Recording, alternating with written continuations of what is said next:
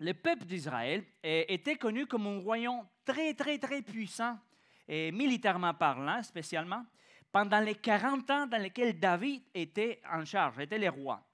Quand lui, il est mort, Salomon est devenu roi. Okay? Et nous tous savons que oui, il avait la sagesse que Dieu l'avait donnée, mais il y a certaines périodes de sa vie dans lesquelles il n'a pas suivi la sagesse auquel il avait accès. On va lire, s'il te plaît, en roi. Accompagne-moi en roi 11. Puis on va lire depuis le verset 9 jusqu'à le verset 12 comme introduction aujourd'hui. En roi 11, 9 au 12. Dit la parole de Dieu, l'Éternel fut irrité contre Salomon parce qu'il avait détourné son cœur de l'Éternel, le Dieu d'Israël, qui lui était apparu 2 fois. Il lui avait à cet égard défendu d'aller après d'autres dieux, mais Salomon n'observa point les ordres de l'Éternel. Et l'Éternel dit à Salomon, puisque tu agis de la sorte, et que tu n'as point observé mon alliance et mes lois que je t'avais prescrit, je déchirerai les royaumes de dessus toi et je le donnerai à ton serviteur. Alors, on voit qu'à cause qu'il a mal fait les choses, maintenant Dieu dit, il va avoir une conséquence pour les peuples, mais ça va être ton fils qui va recevoir la conséquence.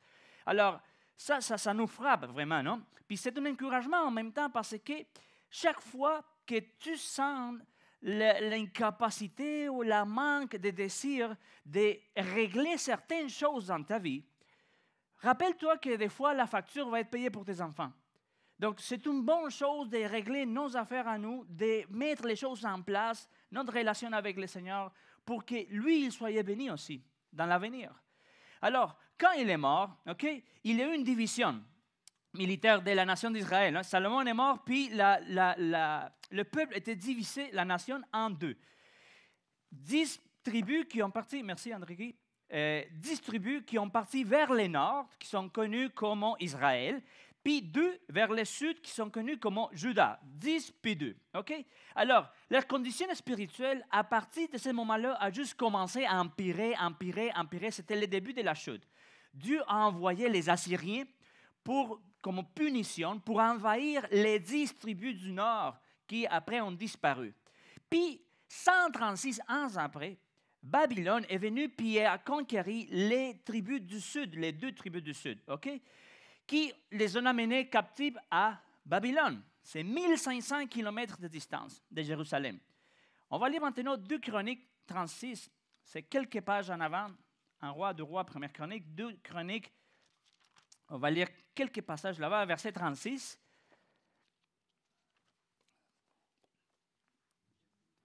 Puis on va lire depuis les 18 jusqu'à les 20 pour le moment.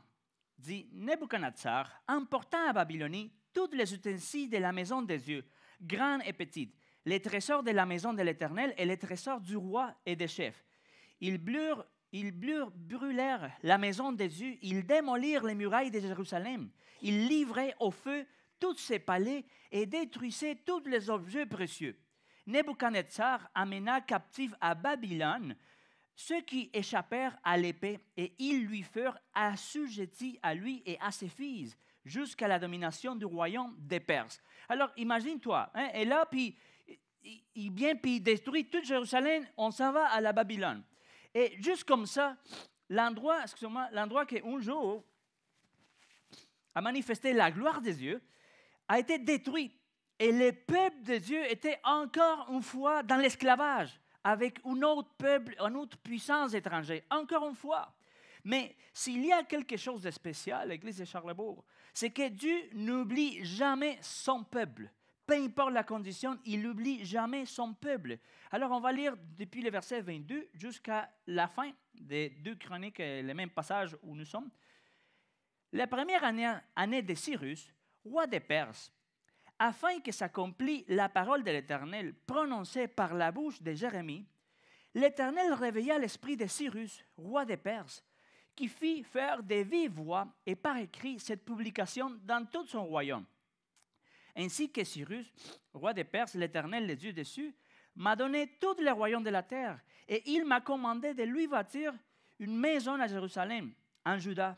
Qui d'entre vous est de son peuple que l'Éternel, son Dieu, soit avec lui et qu'il monte. Alors imagine-toi, pour le mieux comprendre, imagine-toi qu'un jour, les Cubains, ils décident de venir puis prendre toute la province de Québec. Puis ils nous prennent captifs. Je ne sais pas pourquoi ils feront ça. C'est nous qui devrions aller puis prendre la Cuba par la captiver. Là. Excusez-moi, hein, la tempête de Saint-Patrick m'affecte. Alors, ils viennent, ils nous amènent là. Un jour, les Mexicains décident, hey, on va prendre possession de Cuba, puis on va arriver là. Ils viennent, ils prennent possession de Cuba, puis là, les personnes, les Mexicains, qui sont des amis de Steve, il est le Mexicain, alors il est là, puis il dit, écoute, tous les Québécois qui sont ici, sentez-vous à l'aise de retourner à Québec? Oui, mais le château Frontenac est détruit, tout ça. Donc, mais sentez-vous à l'aise, sentez-vous d'aller. Alors, les Assyriens Cyrus n'était pas croyant, lui. Mais Dieu a touché son cœur, il est venu, il a envahi Babylonie, puis il a dit, écoute, tous les gens qui sont ici captifs, si vous voulez retourner à Jérusalem, allez-y, sentez-vous à l'aise de le faire. Alors, on dit, mais voyons, est-ce que Dieu peut faire ça avec un non-croyant? Mais oui, le cœur, même de ceux qui ne connaissent pas le Seigneur, est dans la main de Dieu. Le cœur de ton boss au travail, le cœur de le monsieur qui est responsable de renouveler les bails ou pas, est dans sa main. Le cœur de cette personne difficile dans ta vie est dans sa main. Puis quand Dieu le décide, il peut changer leur désir dans le cœur de cette personne pour sa gloire puis pour sa volonté. Alors, un premier groupe est sorti, OK? Les pionniers avec Zorobabel. 80 ans après, un deuxième groupe avec Esdras, on dit, OK, on va retourner à Jérusalem. Et ils ont réussi à construire les temples pendant tout ce temps. Mais ils n'ont pas été capables de construire les murs de Jérusalem. Des murs que pour nous aujourd'hui, ça veut dire absolument rien. Mais à l'époque, oui, c'est ça, ça veut dire rien. Oh, des murs, OK, c'est correct. Mais à l'époque, c'était comme les frontières, OK, qui protégeaient la ville des attaques des ennemis, des voleurs qui rentraient dans la nuit. Ils fermaient les villes, donc c'était important, les murs. Et 13 ans plus tard qu'ils sont là, Anani apparaît puis vient à donner des nouvelles à Néhémie. Là, on rentre dans le livre de Néhémie, et chapitre 1, versets 2 puis 3. On va le lire. Parole de Néhémie, fils d'Akalia. Au mois de Kislev, la 20e année, comme j'étais à Suse, dans la capitale, Anani, l'un de mes frères et quelques hommes arrivent de Juda. Je l'ai questionné au sujet des Juifs, réchappés qui étaient restés de la captivité, et au sujet de Jérusalem. Ils me répondirent, ceux qui sont restés de la captivité sont là dans la province, où, comblés du malheur et de l'opprobre, les murailles de Jérusalem sont en ruine et ses portes sont consumées par le feu.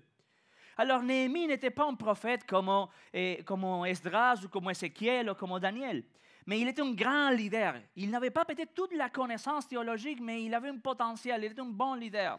Et quelque chose en commun pour nous, c'est d'associer toujours Néhémie avec les murs. Non? Si tu es en train de jouer des jeux bibliques, c'est qui Néhémie? Ah, les murs.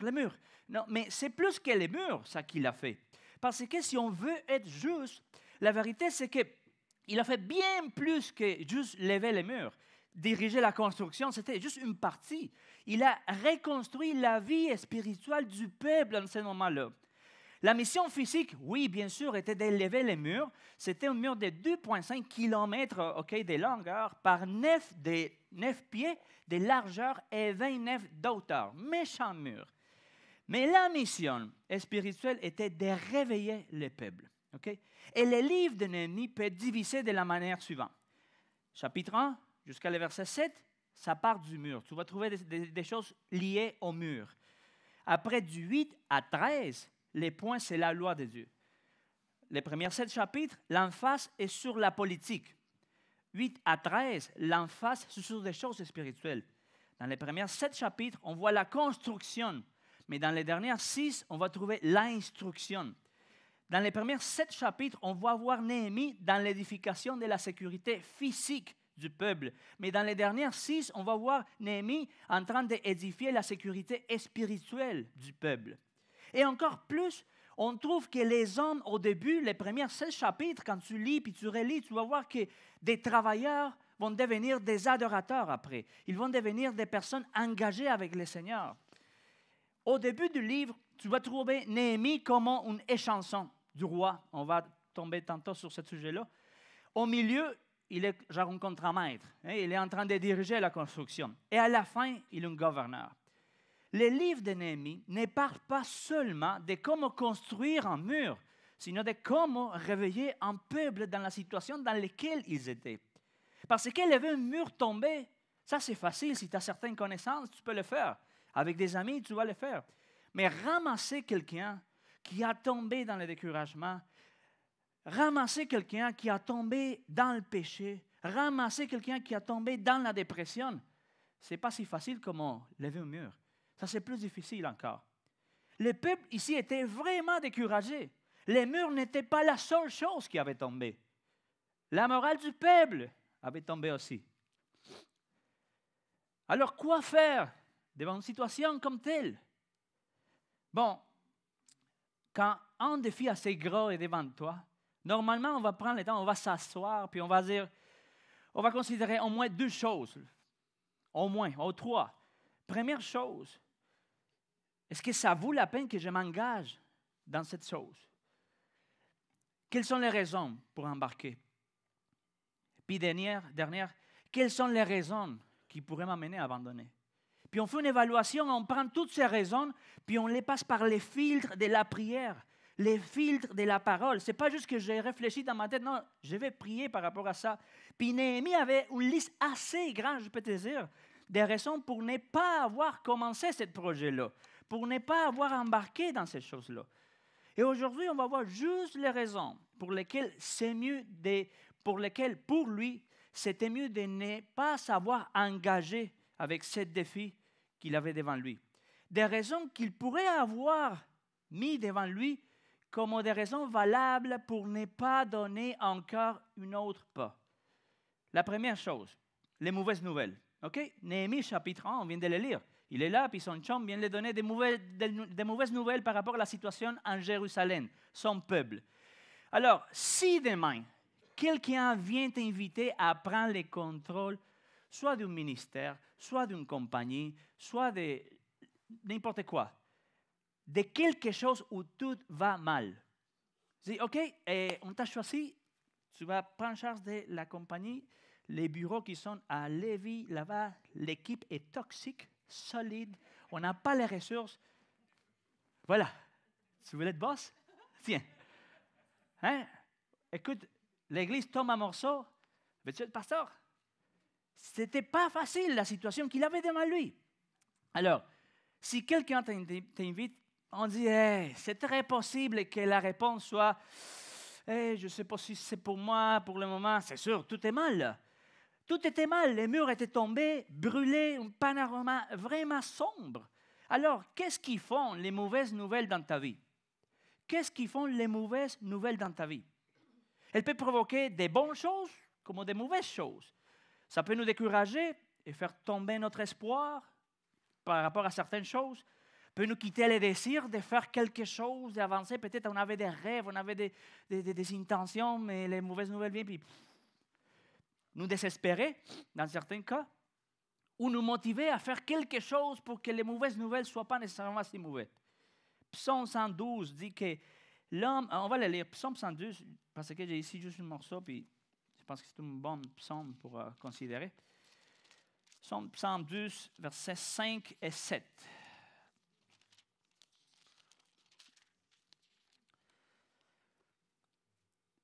Heureux l'homme qui exerce la miséricorde et qui est prêt, qui règle ses actions d'après la justice, car il ne chancelle jamais.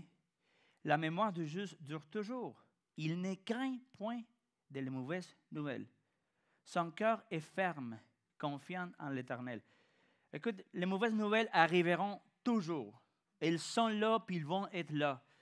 Pendant plusieurs temps, c'est la conséquence de vivre dans un monde qui a échoué. Après Genèse 3, les mauvaises nouvelles vont faire partie de notre vie jusqu'à ce que le Seigneur vienne nous rechercher. Alors, les psaumes ici n'est pas en train de réduire l'impact des mauvaises nouvelles, mais il met l'emphase sur la capacité de pouvoir bien réagir devant les mauvaises nouvelles. C'est ça qui dit que la confiance dans l'Éternel va être l'élément clé pour pouvoir gérer et recevoir cette mauvaise nouvelle. Je me souviens à l'Institut biblique, j'avais déjà mentionné à quelques reprises, on était genre 500 étudiants là-bas, puis tous les week-ends, on sortait à faire le ministère dans les églises autour de la province, OK? Certains plus loin, certains plus proches. Puis, il y a un vendredi qu'il y a un des gars qui est sorti pour aller à son église à faire le ministère, mettons, à Montréal. Puis, il y a eu un accident en moto, puis il est mort dans l'accident. Il était jeune, avait 19 ans. Son père était directeur des paroles de vie dans un autre pays. Il est venu, il a eu un gros service funéraire, c'était vraiment triste ce moment-là. Mais quelque chose qui m'a marqué, tout le monde était triste, c'était un bon gars, vraiment. C'était pas le sort de gars qui se dit, bah, écoute, il marchait croche, bon, le Seigneur, dans sa grâce, l'a pris. Non, c'était un gars qui vraiment marchait bien. Oui, c'est ça, des fois on entend ça. Non? Puis les pères a parlé devant tous les étudiants, puis tous les missionnaires, à peu près 700 ou 800 personnes là-bas, puis il a dit, le Seigneur avait préparé notre cœur. On ne comprenait pas, on faisait notre méditation une semaine avant, puis il y avait des choses qui sortaient, qui venaient nous chercher, on ne comprenait pas pourquoi. On a compris les jours qu'on a reçu l'appel que mon garçon était mort. C'est ça que le Seigneur faisait. Il nous préparait pour ça qu'il s'en venait. Alors, est-ce que c'était plus facile pour eux? Non. Mais le Seigneur l'a donné préparation avant pour cette sorte de choses.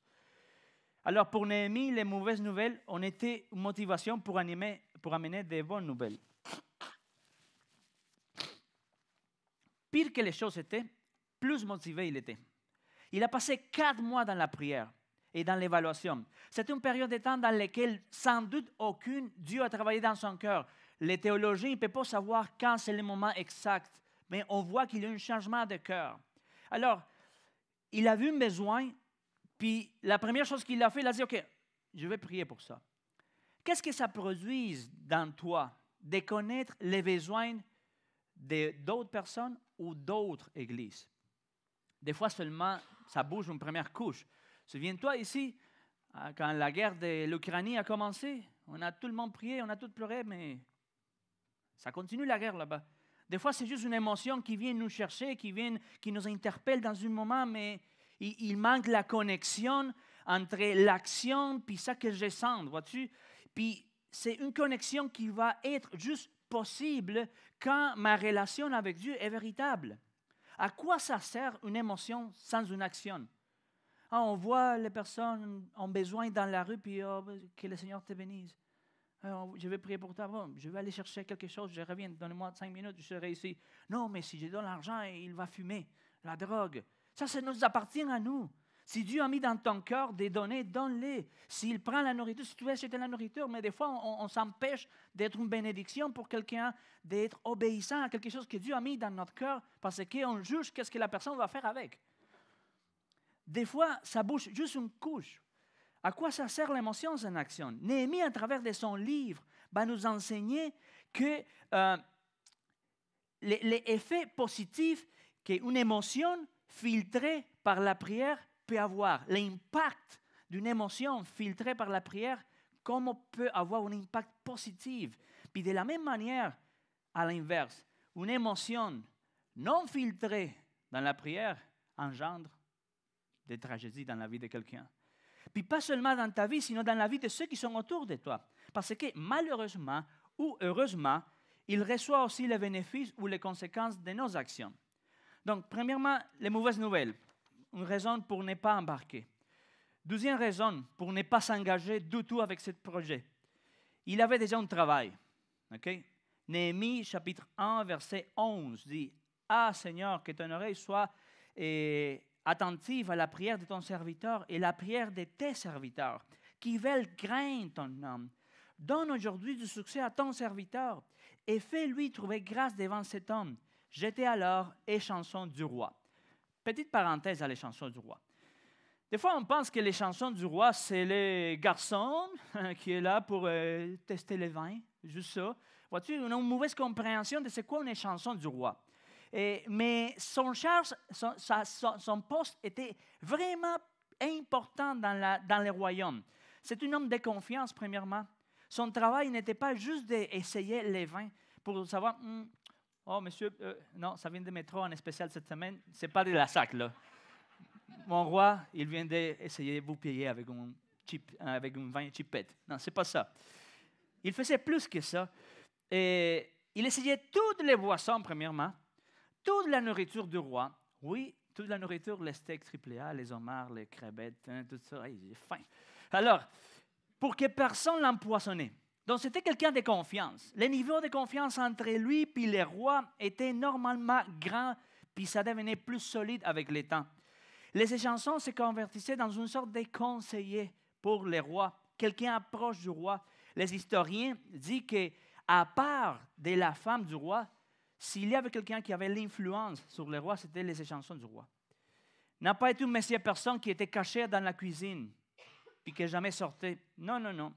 Était quelqu'un avec une bonne présence et tenue.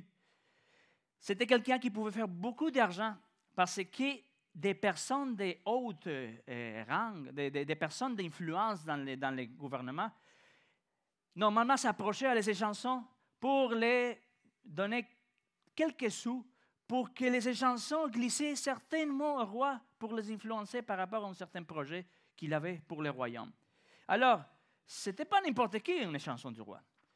Malgré ça, les échansons du roi, même s'il était chum avec les rois d'une manière pour le dire, il ne pouvait pas montrer son état d'esprit devant les rois. Parce que ça pourrait affecter les rois, puis hey, c'est quoi ce visage de béton? Il ne pouvait pas avoir un visage, aujourd'hui ça ne va pas bien, roi. Non. Il ne devrait jamais montrer son état d'âme. C'est comme aujourd'hui, non? Aujourd'hui, dans ton travail, tu peux être très, très professionnel. Je m'en fous de ce qui arrive dans ta vie. Donc, ne viens pas avec ta visage ici. Écoute, ce n'est pas bon pour l'équipe. C'est démoralisateur. C'est ça que des fois, on voit. Alors, c'est une cause de mort, manifester ton état d'âme devant le roi.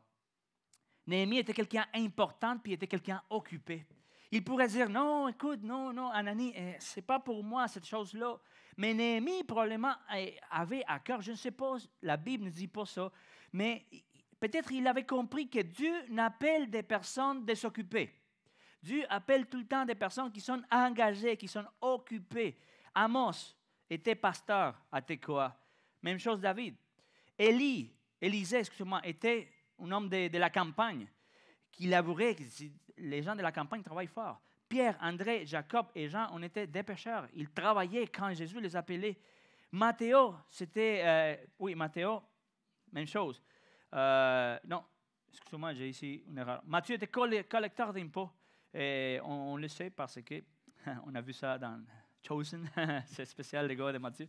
Alors, Néhémie a pu dire, écoute, imagine-toi si je vais laisser mon travail ici pour aller à coller des briques là-bas. Écoute, tu sais l'influence que je peux avoir ici pour aider le peuple là-bas. Imagine-toi si, après de tous les sacrifices que j'ai faits dans ma vie pour arriver au poste où je suis, je vais quitter ça pour aller construire des murs. Ce n'était pas facile d'arriver à être l'échanson du roi. Il aurait pu donner plusieurs arguments.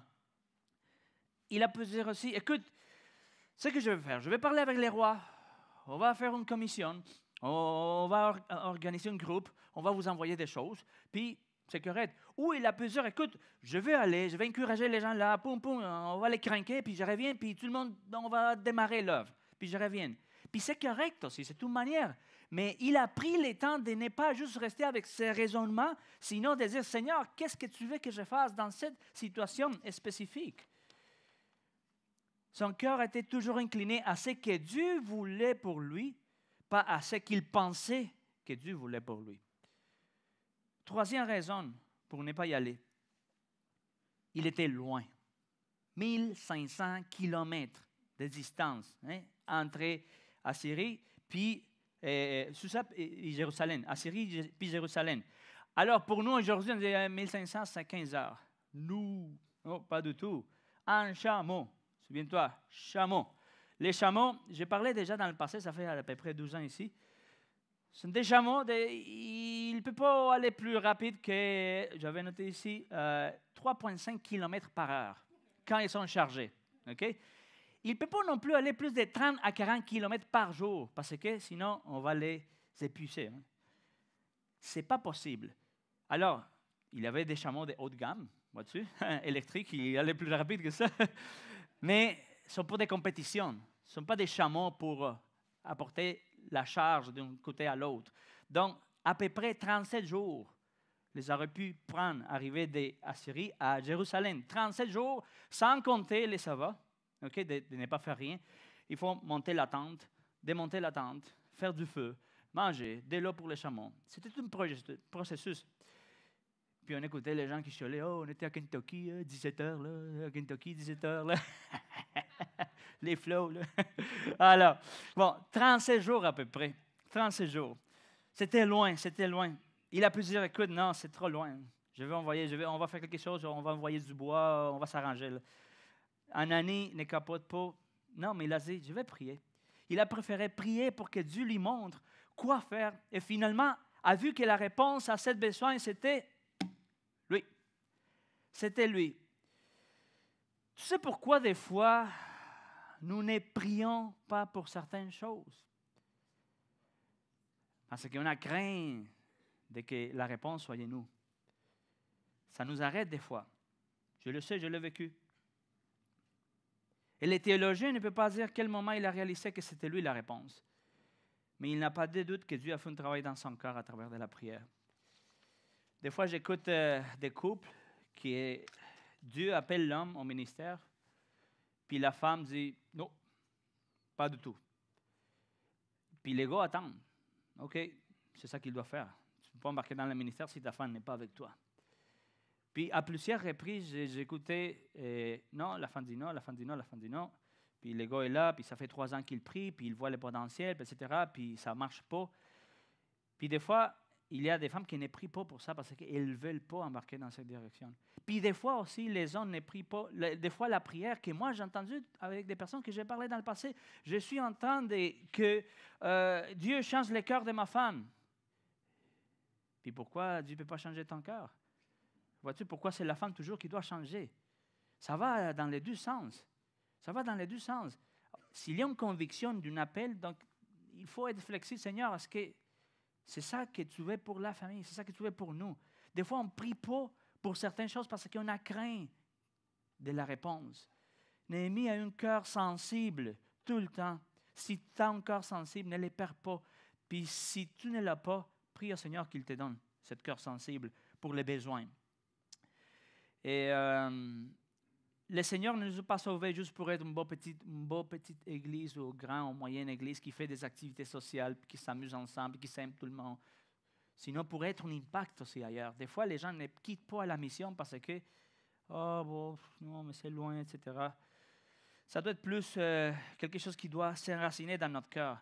Comment faire pour avoir un impact dans les quartiers, premièrement? Comment faire pour avoir un impact ailleurs aussi? Pour Néhémie, la distance n'a pas été un problème du tout.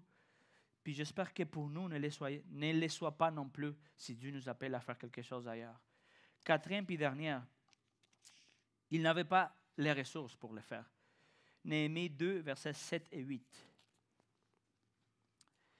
Puis j'ai dit au roi, si les rois les trouvent bons, qu'on me donne des lettres pour le gouverneur de l'autre côté du fleuve, afin qu'il me laisse passer et entrer en Juda.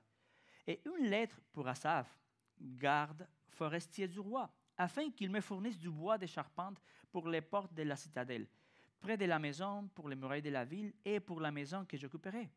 Le roi me donnait ces lettres, car la bonne main de mon Dieu était sur moi. Il n'avait pas les ressources, mais il s'arrangeait pour que les choses marchaient. Il a demandé les choses pour aller faire le projet. Et des fois, l'obstacle plus grand que nous avons devant nous, c'est les ressources financières. Ça, c'est une réalité. Comment faire pour aider? Comment est-ce que je peux faire pour participer à tel ministère? D'où je sors l'argent? De l'expérience que j'ai eue avec Christina pendant les 9 ans qu'on était missionnaires en Argentine, on a appris quelque chose. Si Dieu demande, Dieu paye. Si Dieu demande, Dieu paye. Si Dieu te dit, il faut que tu vas aller, il met une un poids sur ton cœur pour quelque chose, mais je n'ai pas les ressources. Si Dieu demande, il paye, il va pourvoir. La provision de Dieu était toujours liée directement au fait d'être dans la place que Dieu veut que tu sois. La provision de Dieu va être toujours liée directement au fait d'être dans la place que Dieu a pour toi. Il n'a pas créé Adam, puis après l'Éden. Il a créé l'Éden, puis après Adam. Il a préparé la terre promise, puis il a fait rentrer son peuple. Il a préparé les cieux, il prépare les cieux pour nous. Il a demandé à Abraham d'aller, puis l'agneau était là-bas, pas où il était. Élie était nourri pour les corbeaux là-bas. Les disciples ont trouvé l'âne pour les signes, comment est-ce qu'on dit, il avait besoin d'un signe pour avancer, puis l'âne était là-bas. Des fois, les choses passent après d'avoir mis les pieds dans l'eau. Les Jourdains, la rivière s'était ouverte quand ils ont mis les pieds dans l'eau. Donc, la provision de Dieu était liée directement au fait d'être dans la place que Dieu a pour toi. Les ressources aussi font partie du plan de Dieu. Et dans un point, pendant ces 4 mois, Néhémie a compris que même s'il n'avait pas les ressources, il avait un moyen, puis il faisait confiance à Dieu. S'il te demande d'aller ou faire quelque chose, il va pourvoir. Alors, sois certain que c'est vraiment lui qui t'envoie. Néhémie avait plusieurs raisons à l'église de Charlevoix, puis j'ai fini avec ça, pour ne pas avoir allé et fait ce que Dieu voulait qu'il faisait. Mais sa crainte de Dieu était plus grande, sa sensibilité était plus grande que son raisonnement. Quelles sont tes raisons pour ne pas faire ce que Dieu te montre que tu dois faire? Parfois, ce qui nous sépare, qui nous éloigne d'avoir la paix, d'être dans sa volonté, des fois, l'élément qui nous sépare, c'est notre raisonnement. C'est notre raisonnement, tout est ici, nos arguments.